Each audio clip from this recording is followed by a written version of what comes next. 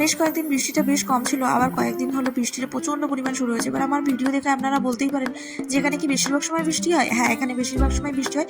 এটা নিয়ে না হয় আবার পরে একটা ভিডিও আপনাদের সাথে শেয়ার করবো। তবে আজকে দেখুন দুপুরবেলা রান্না করতে যাবো, সেই সময় বড়মশাই বাজার থেকে ইলিশ মাছ নিয়ে এসেছে। আন্দামানে আসার পর খুব একটা ইলিশ মাছ খাওয়া হয়নি, তবে আজকাল মাছগুলো বেশ ফ্রেশ, ওই জন্য বাজার থেকে নিয়ে এসে আজকে এটাই আঁশগুলো ছাড়িয়ে এনেছে শুধু। এবার মাছগুলোকে কেটে ধুয়ে নুন হলুদ মাখিয়ে তারপরে যেগুলো রান্না করবো সেগুলো এখন রান্না করবো, আর বাকিগুলো ডিপ ফ্রিজে রাখবো। আগেও একটা ভিডিওতে বলেছি আমি মাছ মাংস বেশিরভাগ সময় মশলা বা নুন হলুদ মাখিয়ে ফ্রিজে রাখার চেষ্টা করি। তো এবার বলি আপনাদেরকে যে এখানে কেন আমার ইলিশ মাছ খাওয়া হয় না। আসলে এখানে ইলিশ মাছগুলো, সমুদ্রের ইলিশ মাছ খুব একটা টেস্ট নেই। আর আমাদের কলকাতা থেকে যে ইলিশ মাছগুলো আসে সেগুলো প্রচণ্ড পরিমাণ অনেক দিন পুরনো, আর সেগুলোতে ফ্রোজেন করা থাকে বলে সেগুলো খুব একটা টেস্ট পায় না। তো যেন অগত্যা এগুলো দিয়েই কাজ চালাতে হয়। আর আজকে ইলিশ মাছটা আমি এই যে মাছের তেলটা আর মাছ একটা মাথা দিয়ে ভাজা করেছি দুপুরবেলা, আর বানিয়েছিলাম সর্ষে বাটা দিয়ে ঝাল। এই ঝালের রেসিপিটা আপনাদের সাথে পরে শেয়ার করবো। ভিডিওটা ভালো লাগলে